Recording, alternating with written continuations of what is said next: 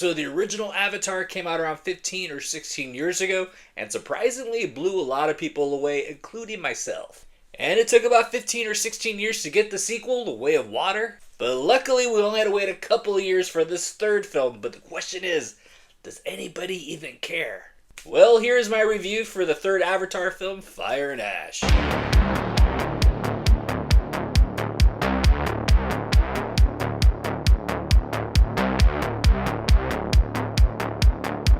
Alright, so we have returned to Pandora, and the film picks up where the last one left off, with the military trying to take over the planet.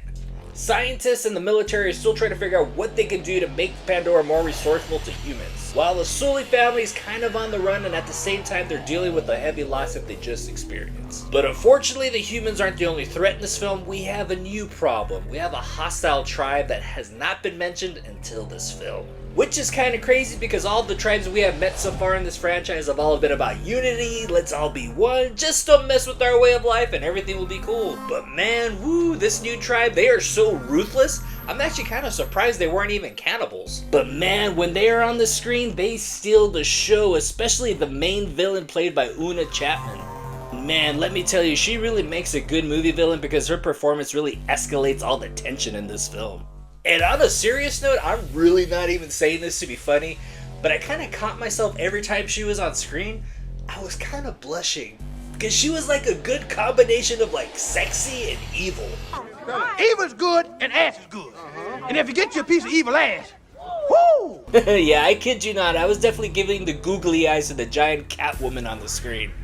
So these movies get met with a lot of heavy criticism, kind of like the space version of Dirty Dances with Wolves, but with cat people. Or even like compared to James Cameron's other films, the Avatar movies don't really stick with you. And in a way, I do kind of agree because compared to other James Cameron's films, the Avatar movies, I really don't think about too often.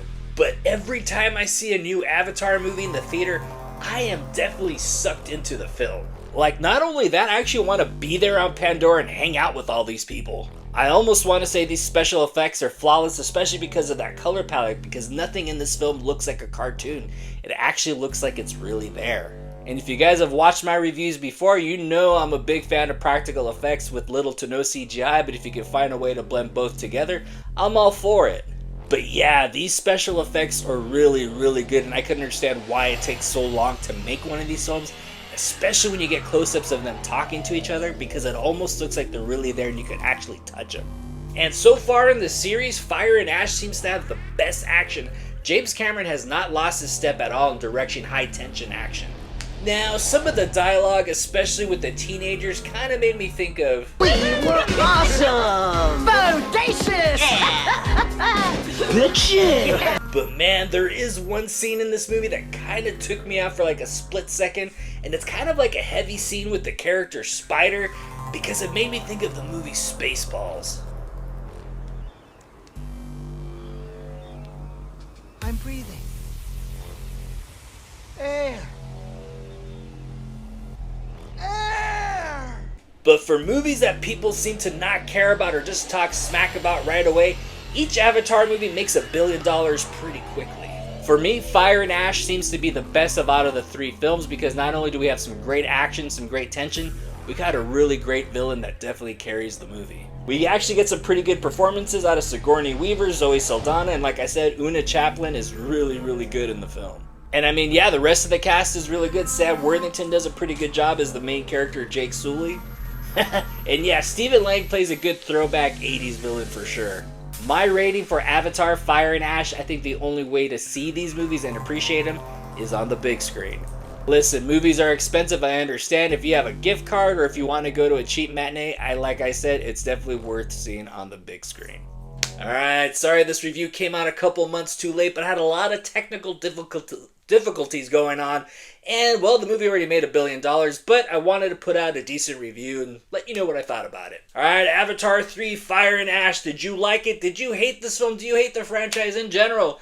Let me know what you think about the film in the comments. Alright, I'm Mike the Movie Misfit. Please don't forget to hit like and subscribe. All my reviews are my opinion, no overhype, no bullshit, and I'll see you at the movies. Also, I've been thinking about this. This is a James Cameron movie. When are we going to get Arnold Schwarzenegger in the Avatar movies? Shut up!